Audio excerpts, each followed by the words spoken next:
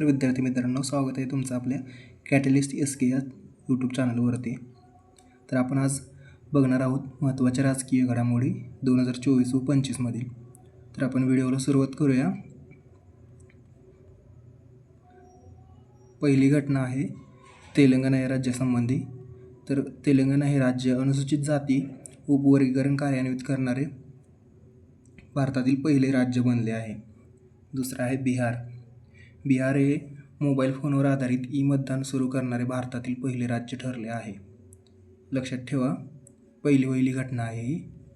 Next आहे दिल्ली विधानसभा. संपूर्णपणे सौर ऊर्जेवर चालणारे भारतातील पहिले विधिमंडळ ठरले आहे. नेक्स्ट आहे मध्य प्रदेश. तर शहरी स्थानिक संस्थांना एकाच डिजिटल प्लॅटफॉर्म खाली आणणारे देशातील पहिले राज्य ठरले आहे. नेक्स्ट आहे समान नागरी कायदा. 27 जानेवारी 2025 रोजी संपूर्ण उत्तराखंडमध्ये समान नागरी कायदा लागू झाला. स्वातंत्र्यानंतरचे हे समान नागरी कायदा लागू करणारे पहिले राज्य ठरले आहे. तर 27 जानेवारी हा समान नागरी संहिता दिवस म्हणून साजरा केला जाणार आहे. तर हा कायदा लागू करण्यासंबंधी उत्तराखंड सरकारने जी समिती नेमली होती ती समिती आहे न्यायमूर्ती रंजना प्रकाश देसाई. नेक्स्ट आहे 23वा कायदा आयोग. याचा कालावधी आहे 2024 ते 27. अध्यक्ष आहेत न्यायमूर्ती दिनेश माहेश्वरी. तर 22व्या कायदा आयोगाचे अध्यक्ष होते न्यायमूर्ती ऋतुराज अवस्थी. नेक्स्ट आहे पहिले डिजिटल न्यायालय. भारतातील पहिले डिजिटल न्यायालय कोल्लम येथे केरळ येथे सुरू झाले. याचिका दाखल करण्यापासून ते निकाल देण्यापर्यंत सर्व प्रक्रिया ऑनलाईन पद्धतीने केली जाईल. याचे उद्घाटन न्यायमूर्ती BR गवई यांच्या हस्ते झाले. लक्षात ठेवा, कोल्लम केरळ. नेक्स्ट आहे सिक्कीम उच्च न्यायालय. तर सिक्कीम उच्च न्यायालयाने आपल्या रजिस्टरमधील महिला कर्मचाऱ्यांना दर महिना 2 ते 3 दिवस मासिक पाळी रजा देण्याची परवानगी देणारे धोरण लागू केले आहे. सिक्कीम उच्च न्यायालय. नेक्स्ट आहे हिमाचल प्रदेश. तर हिमाचल प्रदेशने बालविवाह प्रतिबंध विधेयक 2024 मंजूर केले आहे. या विधेयकानुसार महिलांसाठी विवाहाचे किमान वय 18 वरून 21 वर्ष करण्याचा निर्णय घेण्यात आला आहे. नेक्स्ट सभागृहाचे काही नामांतरण झालेत ते आहेत. तर पहिला आहे राष्ट्रपती भवनातील दरबार हॉल.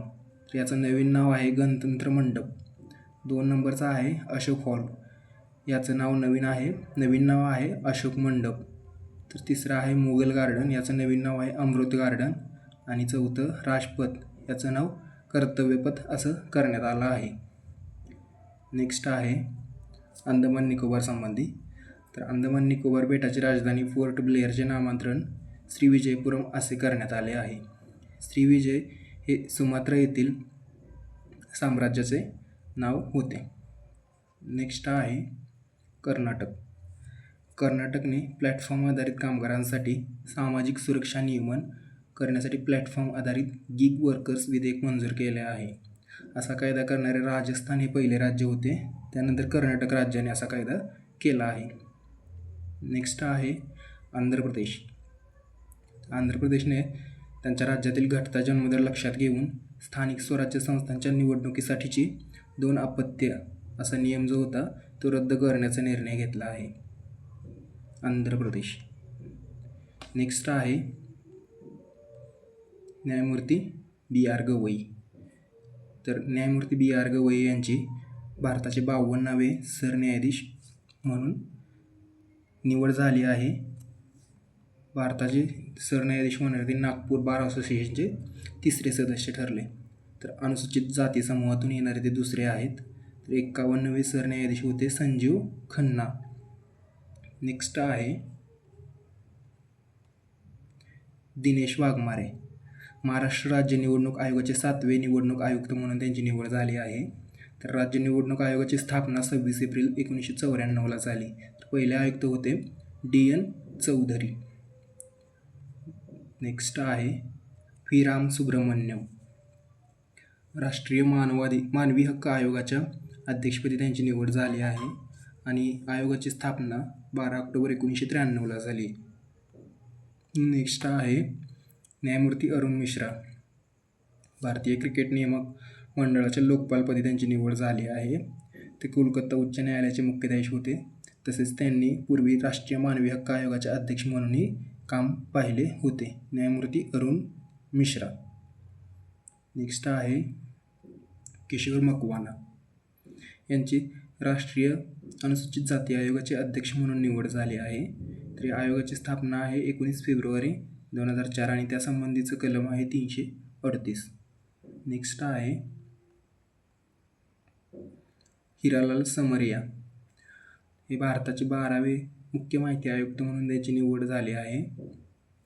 वाय.के. सिन्हा यांच्या जागी त्यांची निवड झाली आहे. केंद्रीय माहिती आयोगाची स्थापना झाली आहे 12 ऑक्टोबर 2005ला.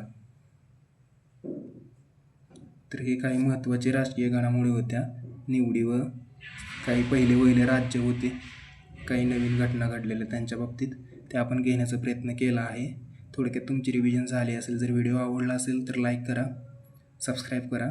असेच नवनवीन व्हिडिओ मी टाकत जाईन. धन्यवाद.